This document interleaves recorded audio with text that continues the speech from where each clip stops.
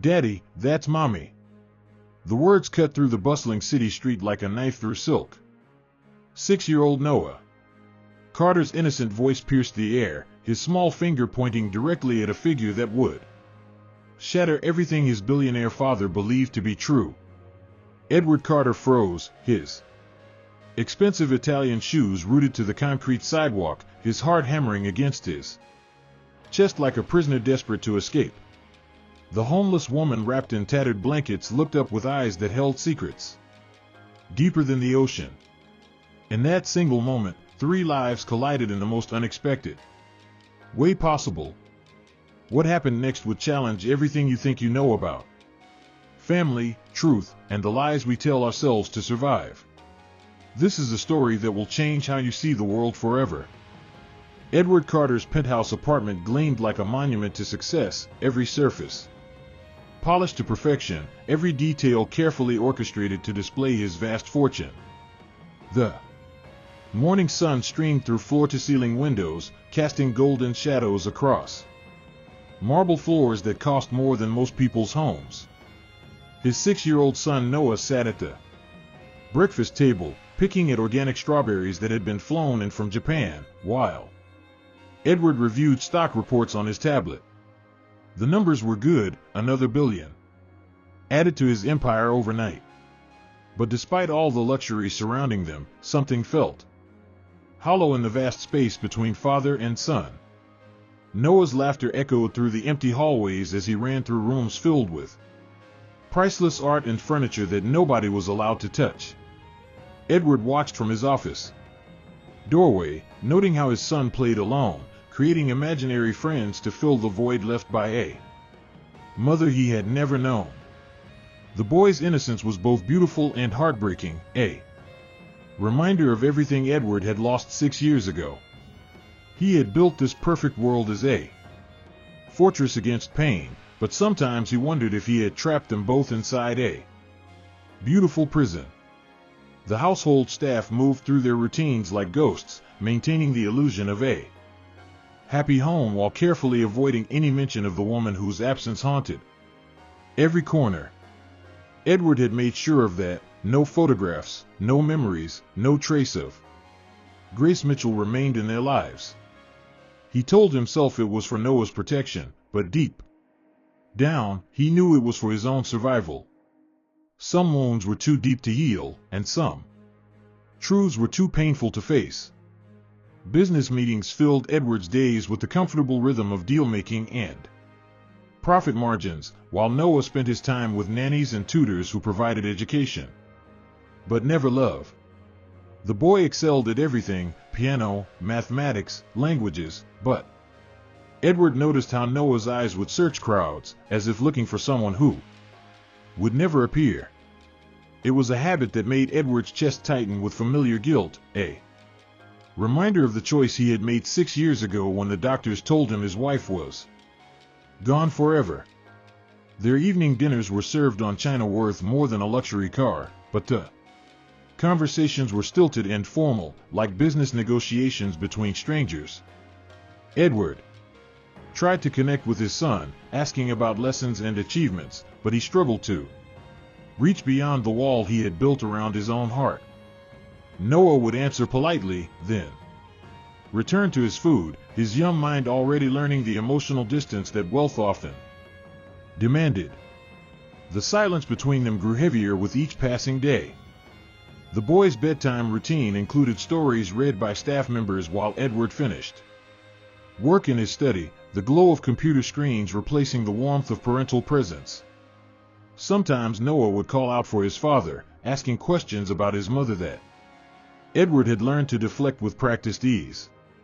"She's watching over you from heaven," he would say, the lie becoming smoother with repetition. But children have a way of sensing incomplete truths, and Noah's questions grew more persistent as he grew older. Weekend activities were carefully scheduled: private museums, exclusive clubs, sailing, lessons on yachts that cost more than small countries' annual budgets. Edward provided everything money could buy, yet he remained emotionally distant, afraid that getting too close would resurrect the pain he had worked so hard to bury. he watched Noah interact with other wealthy families' children, noting how naturally his son displayed kindness and empathy that seemed to come from somewhere deeper than his privileged upbringing. The penthouse echoed with the sound of Noah's footsteps as he explored rooms that felt more like museum exhibits than living spaces. Edward often found him in the library, looking through picture books about families, his small fingers tracing images of mothers and children. These moments pierced through Edward's carefully constructed armor, reminding him of what they had both lost, or what he believed they had lost. The truth was far more complicated than he had allowed himself to remember. Private tutors praised Noah's intelligence and curiosity, but they also noted his tendency to withdraw into his own world, creating elaborate fantasies about the mother he had never known. Edward dismissed these reports as normal childhood behavior, refusing to acknowledge that his son was struggling with questions that had no easy answers. The boy's innocence was both his greatest gift and his most dangerous weapon against the lies that held their world together. As another day ended in their tower of luxury, Edward tucked Noah into bed surrounded by toys that cost fortunes but couldn't fill the space where maternal love should have been. The boy's prayers included wishes for his mother's happiness in heaven, words that cut through Edward's heart like shards of broken glass. He had no idea how soon those innocent words would lead them both toward a truth that would shatter everything he thought he knew about love, loss, and the price of his own choices. The memory of that night 6 years ago still haunted Edward's dreams with the persistence of a recurring nightmare he could never escape. Grace Mitchell had been the love of his life. A brilliant, beautiful woman whose radiant smile could light up the darkest corners of his ambitious world. Their love story had been the kind that people write songs about, a wealthy businessman and a compassionate social worker who found in each other everything they didn't know they were missing. She had challenged his priorities, softened his sharp edges, and made him believe that money wasn't the only measure of a man's worth. When Grace became pregnant, Edward had felt a joy so profound it scared him, a happiness that seemed too perfect to last in a world where he was accustomed to fighting for everything he wanted. They had spent countless evenings planning their future, choosing names, designing a nursery that would be filled with love rather than luxury. Grace had insisted on working with underprivileged communities right up until the end, her dedication to helping others never wavering even as her belly grew round with their child. The night Noah was born had started with such promise, Grace's labor progressing naturally, her hand gripping Edward's as they prepared to welcome their son into the world. The private hospital had been chosen carefully, the best doctors money could buy standing ready to ensure everything went perfectly. But childbirth, like life itself, doesn't always follow the plans of even the wealthiest men. Complications arose suddenly, turning celebration into crisis, joy into terror, hope into a nightmare that would reshape Edward's entire existence. The doctors had worked frantically while Edward paced the hallway, his expensive suit wrinkled and stained with tears he couldn't stop. Through the window, he could see Grace fighting for her life and their babies, her strength incredible even as her body struggled against forces beyond anyone's control. The medical team's urgent voices carried through the door, words like hemorrhaging and critical hitting him like physical blows. He had built an empire worth billions, but all his money couldn't buy him the power to save the woman he loved. When Noah's first cry finally pierced the air, it was accompanied by alarms and shouted medical terminology that spoke of life saved and life lost. Edward's son had entered the world healthy and perfect, but the cost of his arrival had been devastating. The head physician had emerged with the kind of expression that wealthy men learn to dread, the look that says money cannot fix what has been broken. We did everything we could. Had been the beginning of words that would change everything. The explanation that followed had been clinical and thorough, massive bleeding, organ Failure, brain activity ceased, no hope of recovery. Grace's body was being kept alive by machines, but the woman Edward loved was gone, lost somewhere in the space between life and death where medical science reaches its limits. The choice they presented him was impossible: keep her body functioning indefinitely, or let her go with dignity.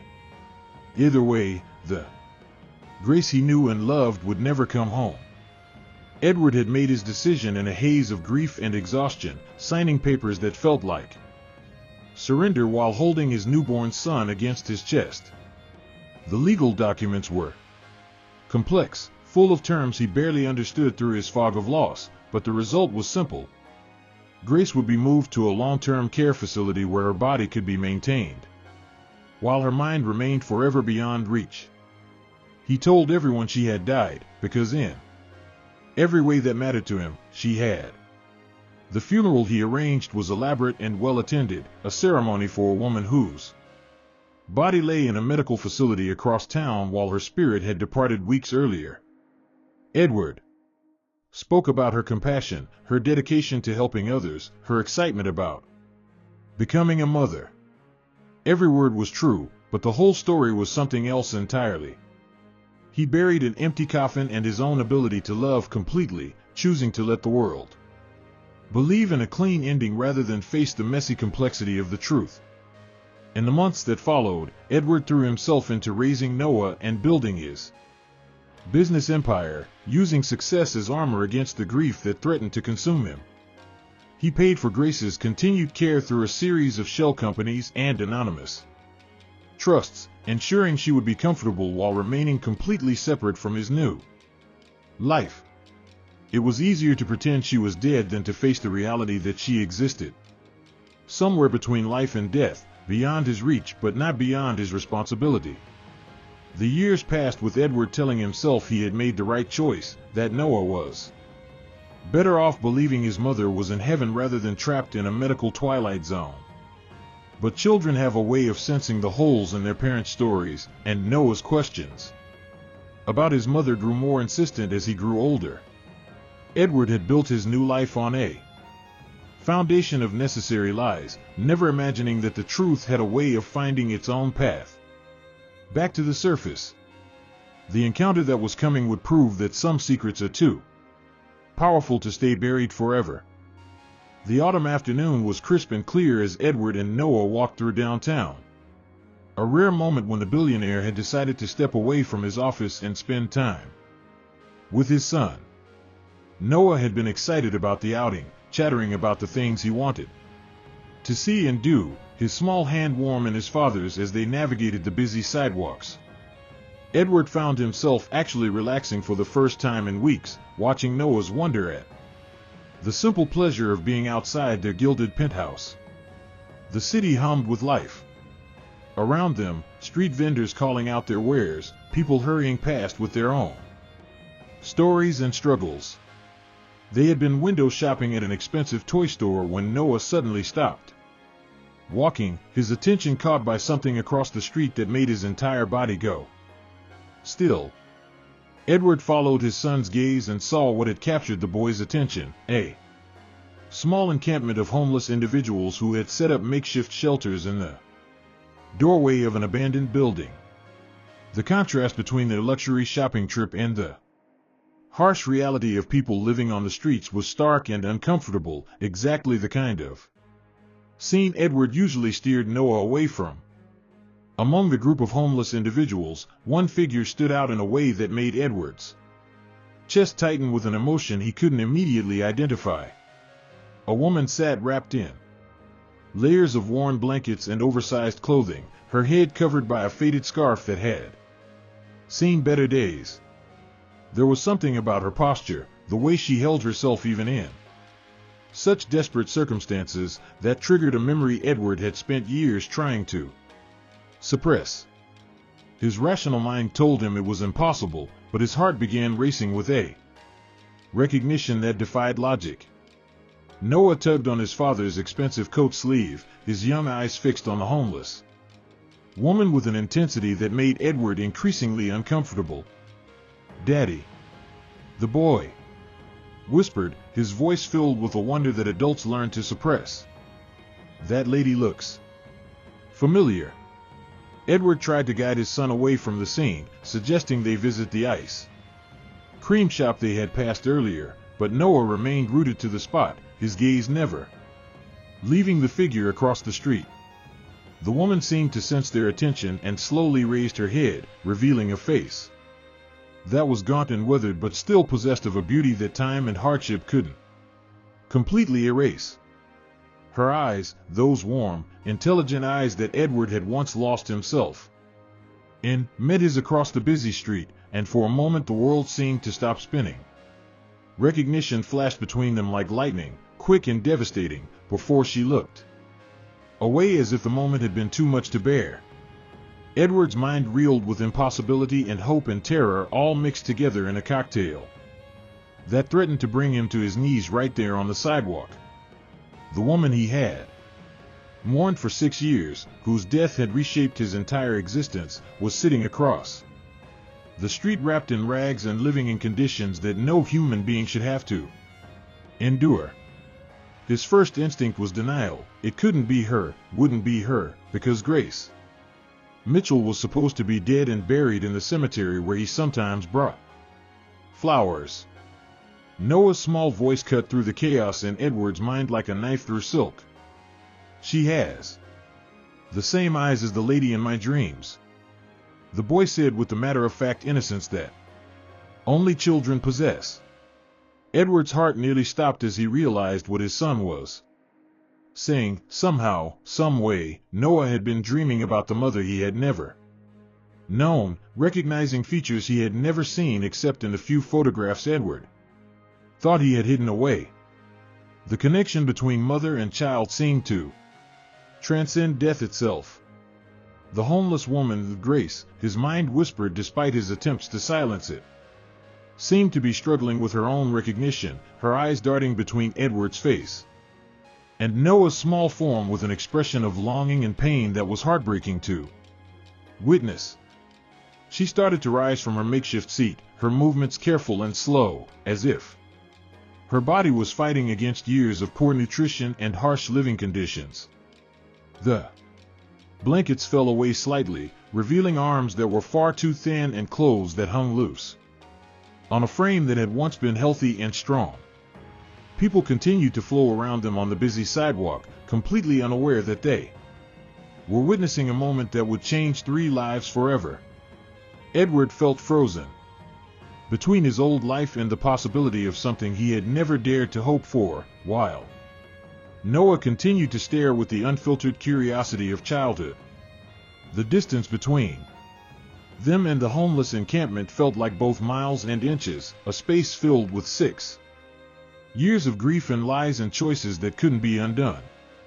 As if drawn by forces beyond his control, Edward found himself taking a step toward the street, then another, his expensive shoes carrying him toward a truth he wasn't sure he was ready to face. Noah matched his pace, his small hand still gripping his father's, both of them moving toward an encounter that would either destroy everything they had built together or give them back something they had never really lost. The woman across the street watched them approach, and Edward could see in her eyes the same mixture of hope and fear that was coursing through his own veins. Noah's voice rang out clear and pure in the crisp afternoon air, cutting through the urban noise like a bell calling people to prayer. "Daddy, that's Mommy."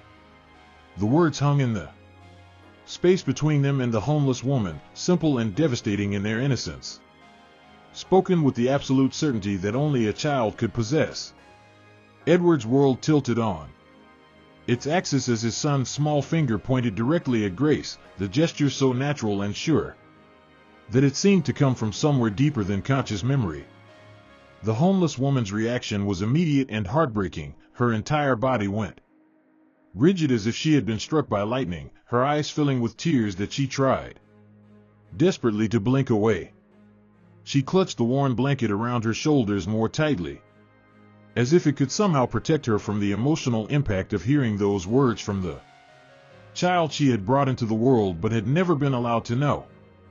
Her lips moved, Silently, forming words that Edward couldn't hear but somehow understood, she was saying Noah's name, testing it on her tongue like a prayer she had repeated every day for 6 years. Edward felt his knees nearly buckle as the reality of the situation crashed over him like a tidal wave. The woman he had mourned, whose grave he visited on their wedding anniversary, whose death had shaped every decision he had made for 6 years, was alive and living on the streets while he and their son enjoyed luxury beyond imagination. The guilt was immediate and crushing, a weight that threatened to drive him to his knees right there on the busy sidewalk. How had this happened? How had the woman he loved ended up here while he lived in ignorance? Noah seemed oblivious to the storm of emotions swirling around him, his 6-year-old mind processing the situation with the straightforward logic of childhood. She looks just like the lady in my pictures, he said, his voice filled with wonder and excitement. Edward's blood ran cold as he realized what his son meant. Somehow, Noah had found the photographs Edward thought he had hidden away, the images of Grace that he couldn't bring himself to destroy but had locked away in his safe. The boy had been looking at his mother's face in secret, forming connections that transcended death itself. The crowd of pedestrians began to notice the unusual scene unfolding on the sidewalk, some pausing to stare while others hurried past with the studied indifference of city dwellers. Edward was acutely aware of their attention, his business instincts screaming at him to control the situation before it spiraled into something that could damage his reputation. But his heart was pulling him in a different direction, toward the woman whose eyes held 6 years of pain and survival and love that had never died despite everything she had endured. Grace tried to speak, her voice coming out as little more than a whisper that was nearly lost in the street noise. Noah, she managed to say, and the way his name sounded on her lips was like music Edward had forgotten existed. The boy's face lit up with recognition that went beyond the physical, a connection that seemed to spark between mother and child like electricity jumping between conductors. It was the kind of moment that people spend their entire lives hoping to witness, beautiful and terrible in its raw emotional power. Edward's mind raced through the implications of this encounter, trying to process how Grace had survived when the doctors had told him she was gone forever. The medical records, the legal documents, the funeral, it all seemed like elaborate fiction now, a story he had been told and accepted because it was easier than facing a more complex truth. But here she was, alive and breathing and looking at their son with a love so fierce it was almost visible in the air between them. The questions multiplied faster than he could process them. How long had she been on the streets? What had happened to her? Why hadn't she found them? The homeless woman, Grace, his mind finally accepted completely, took a tentative step toward them, her movements careful and uncertain, as if she was afraid that sudden motion might cause them to disappear like a dream she had been afraid to wake from. Noah responded by tugging on Edward's hand, trying to pull his father closer to the woman who had somehow triggered recognition in his young heart. "Can we talk to her, Daddy?" the boy asked, his voice filled with the innocent desire to connect with someone who felt familiar in ways he couldn't explain. People around them were beginning to whisper and point, some recognizing Edward Carter from business magazines and society pages, others simply drawn to the drama of the moment. Edward could feel his carefully controlled world beginning to crack at the seams. But for the first time in 6 years, he found that he didn't care about appearances or reputation or the consequences of being seen in such an unexpected situation.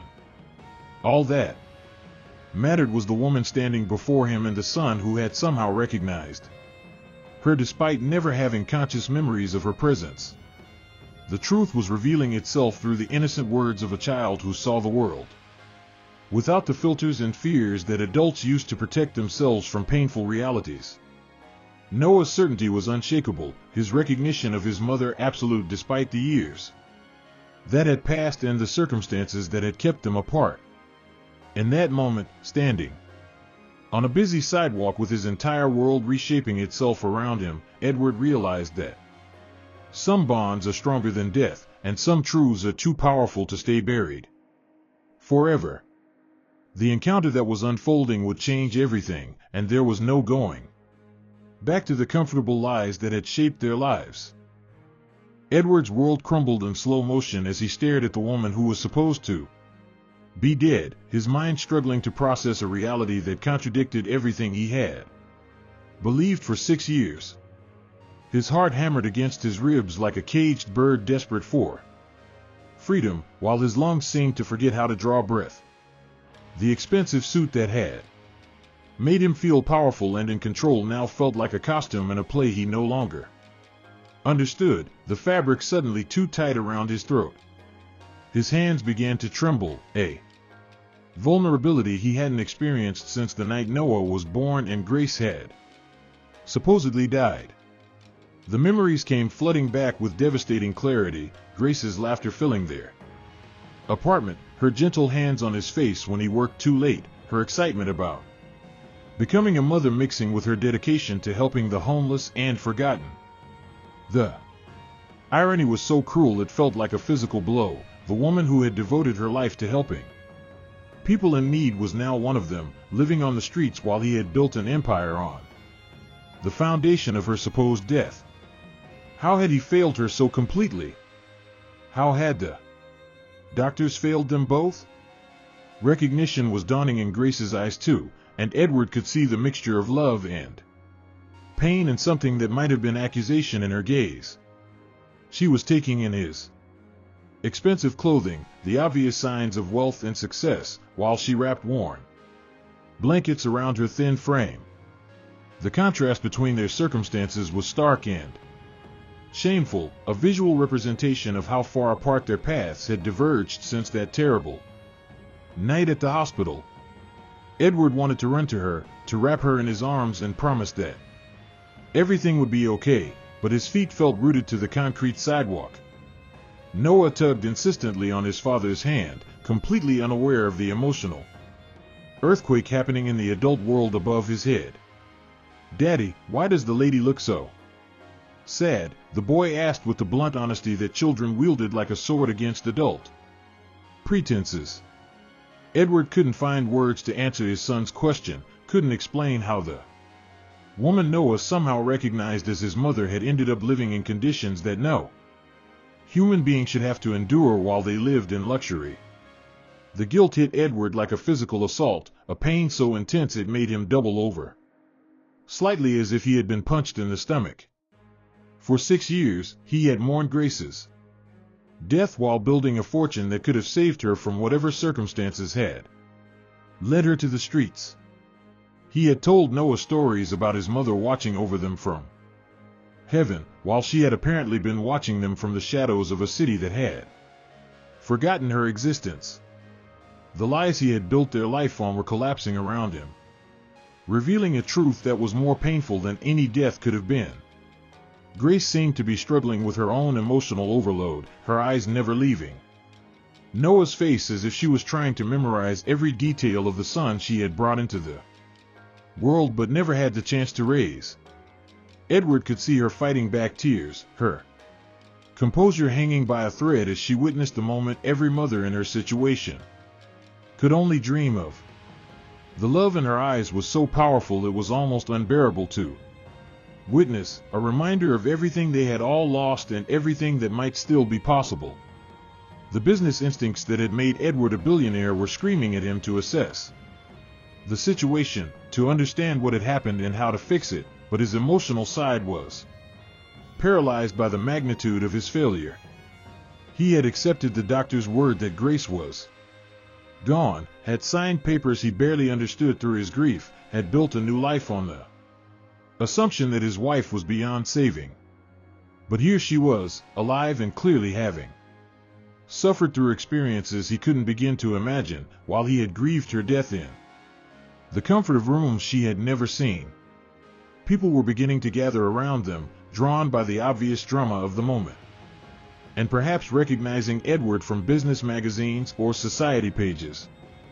He could feel their attention like a weight on his shoulders, but for the first time in years, he found that he didn't care about appearances or reputation or what the encounter might mean for his business empire.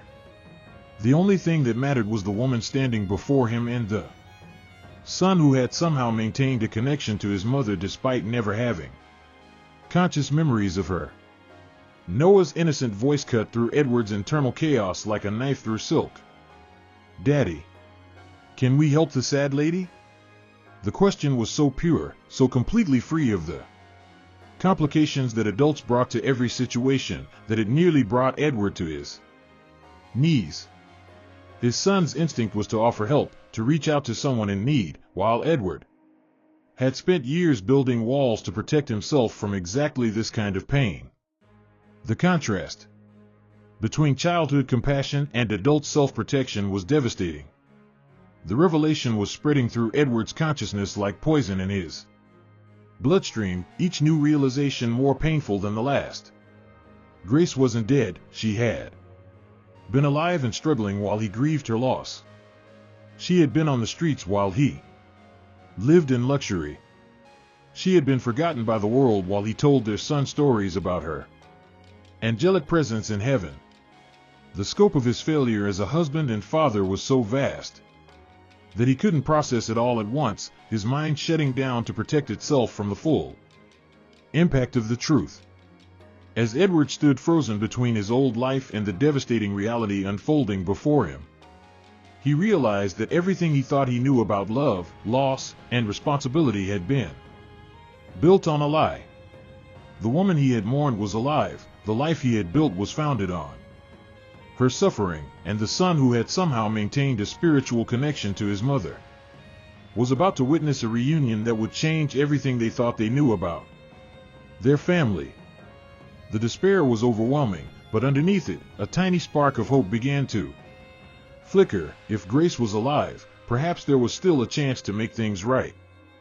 The bustling city street fell into an eerie quiet, as if the universe itself was holding its breath, waiting to see how this impossible reunion would unfold. Pedestrians slowed their hurried pace, sensing the emotional gravity of the scene playing out before them, while traffic seemed to move in slow motion around the frozen tableau of father, son, and the homeless woman who had just been identified as someone thought dead. Even the street vendors paused in their calling, their instincts telling them that something profound was happening that deserved their respectful silence. Edward stood paralyzed, his expensive shoes rooted to the concrete sidewalk as if the earth itself was holding him in place. His breathing came in short, shallow gasps that fogged in the cool autumn air, each exhalation a visible reminder that this moment was real and not some fevered dream brought on by guilt and grief. The woman before him, Grace, his mind finally accepted completely, was equally frozen, her eyes wide with a mixture of disbelief and longing that spoke to 6 years of prayers she had never dared believe would be answered. Noah, in the way that children often do when adults are overwhelmed by emotion, became the bridge between two worlds that had been separated by circumstances beyond anyone's control. His small hand reached out toward Grace, not with the hesitation of his father, but with the natural compassion that marked him as his mother's son. "Are you cold?" he asked, with genuine concern, his 6-year-old mind processing the situation with the straightforward logic of childhood. The question was simple, but it cut through the emotional paralysis that had frozen both adults in place. The crowd that had gathered was growing larger, drawn by the obvious drama and perhaps recognizing Edward Carter from business magazines or society events. Some held up phones, recording what they sensed was a moment that would be talked about for years to come, while others simply watched with the fascination that people feel when witnessing someone else's most private moments made public. Edward was dimly aware of their attention, but for the first time in his adult life, he found that he didn't care about his public image or what the encounter might mean for his reputation. Grace's lips moved silently, forming words that Edward couldn't hear but somehow understood. She was saying their names, his name, Noah's name, testing the sounds on her tongue like prayers she had repeated so often they had become automatic. Her eyes never left Noah's face, drinking in every detail of the son who had grown from baby to child. Without her presence, cataloging the ways he resembled both his parents and marveling at the person he had become. The love in her gaze was so intense it was almost painful to witness. A businessman in an expensive suit paused beside Edward, recognizing him from business conferences and wondering what could have brought the notorious billionaire to a standstill on a busy street. "Edward Carter?" the man asked uncertainly, but Edward didn't respond. Couldn't respond, his entire attention focused on the woman whose existence challenged everything he had believed about life and death and the reliability of the medical establishment. The businessman eventually moved on, but his question had identified Edward to the growing crowd. Whispers began to ripple through the gathering people, speculation about what was happening and why one of the city's most successful businessmen was standing frozen before a homeless woman while his young son seemed completely comfortable with the situation. Some recognized the human drama unfolding and maintained respectful silence, while others treated it like entertainment, their phones capturing every moment for social media posting. The modern world's tendency to document rather than experience was on full display. A police officer approached the growing crowd, concerned about the traffic disruption and the potential for the situation to escalate beyond control. But when he saw the obvious emotional intensity of the scene, something in his training or his humanity told him to wait, to let whatever was happening play out naturally before intervening. He positioned himself to manage the crowd while giving the three central figures the space they needed to navigate their impossible reunion. Grace finally found her voice, though it came out as little more than a whisper that carried clearly in the unusual quiet that had settled over the street. "Noah," she said, and the way his name sounded on her lips was like music that Edward had forgotten existed. The boy's response was immediate and natural. He smiled, the kind of pure, uncomplicated joy that adults spend their lives trying to recapture. It was as if some part of him had been waiting his entire life for exactly this moment. The silence stretched like a bridge between past and present, between the life Edward had built on the assumption of Grace's death and the reality that was reshaping itself around them with every passing second. Time seemed suspended, as if the universe was giving them all a chance to process the magnitude of what was happening before forcing them to decide what came next. The street, the crowd, the city itself seemed to be waiting for someone to break the spell and move the story forward. Edward realized that he was at the center of one of those moments that people spend their entire lives talking about, the kind of encounter that changes everything and can never be undone. His mind raced through the implications while his heart struggled to accept a reality that was both wonderful and terrible in its complexity. The silence was heavy with possibility, and weighted with 6 years of missed opportunities, but underneath it all was a current of hope that neither time nor circumstances had been able to kill completely. Grace's voice broke the profound silence with words that only Edward could understand. Intimate details that cut through 6 years of separation like a knife through silk. "You held my hand during the contractions," she whispered, her words barely audible but carrying the weight of shared memory. "And you promised me we would watch Noah take his first steps together." The personal nature of her revelation sent shockwaves through Edward's carefully constructed defenses, because only his wife would remember that specific promise made in the delivery room while they waited for their son to arrive. Her eyes, though aged by hardship and marked by suffering, still held the intelligence and warmth that had first drawn Edward to her all those years ago.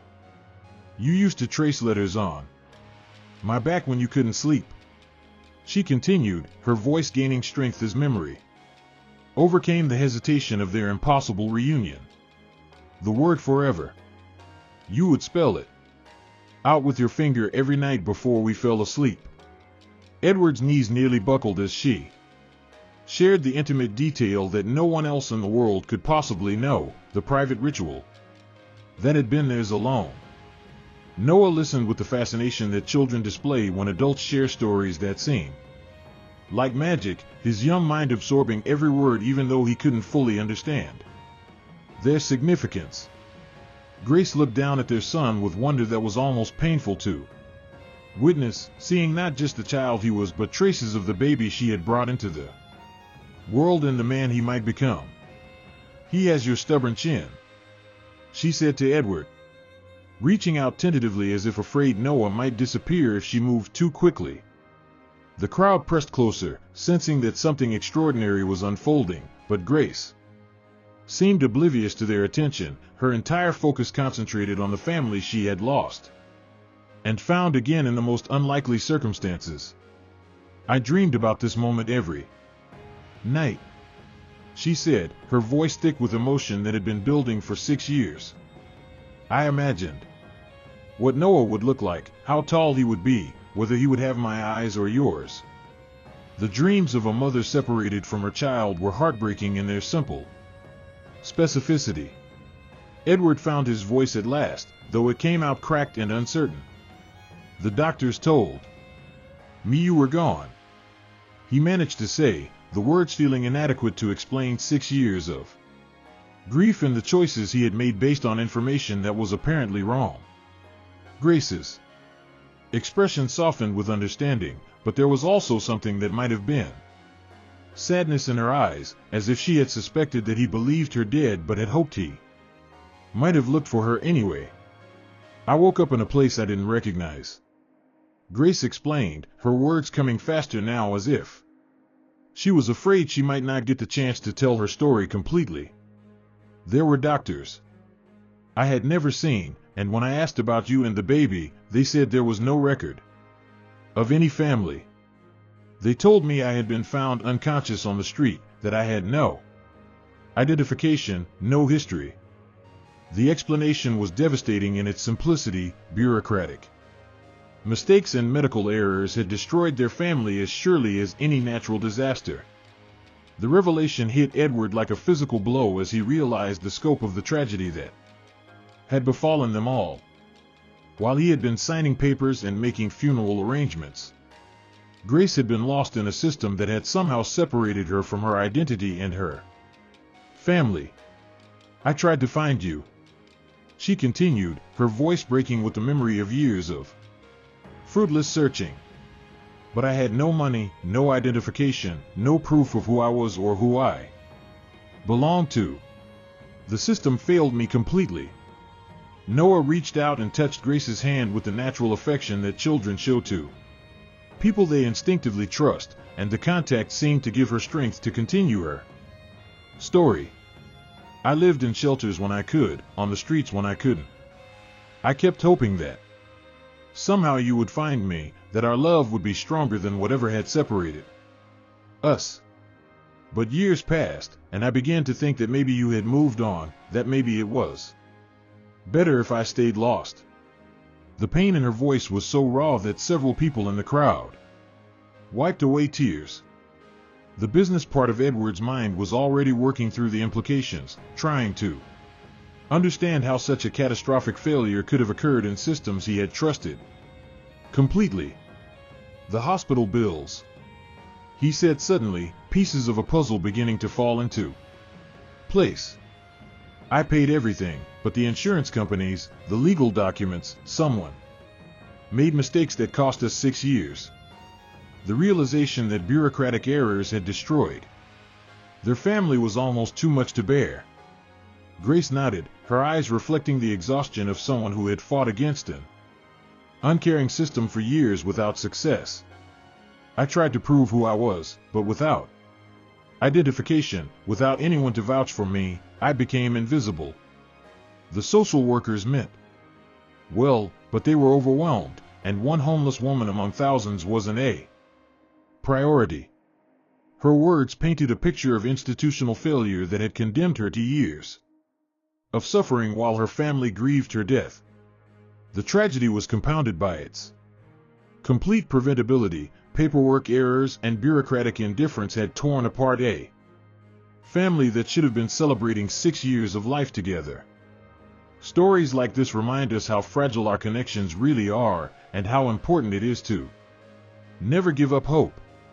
If this story moved you, please subscribe to hear more tales of families reunited against impossible odds. Edward's entire world shifted on its axis as the full weight of the revelation crashed over him.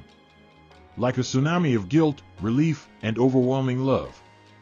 The woman he had mourned for 6 years was alive, had been alive all along, surviving on the streets while he lived in luxury. Built on the foundation of her supposed death. His legs gave out, and he sank to his knees. On the concrete sidewalk, his expensive suit forgotten as he stared up at Grace with eyes that reflected 6 years of misdirected grief. The billionaire who controlled vast corporate empires was reduced to his most human essence, a man confronting the greatest failure of his life. Noah watched his father's breakdown with the wide-eyed concern that children display when the adult world suddenly stops making sense. But instead of fear, the boy seemed to understand on some instinctive level that this was a moment of healing rather than destruction. He moved closer to Grace, his small hand finding hers with a naturalness that spoke to bonds deeper than conscious memory. "Don't be sad, Daddy," he said with the wisdom that children sometimes possess. "We found Mommy now." The crowd that had gathered was completely silent now, witnessing what many would later describe as the most emotional scene they had ever encountered. Phones that had been recording were slowly lowered as people realized they were intruding on a moment too sacred for social media.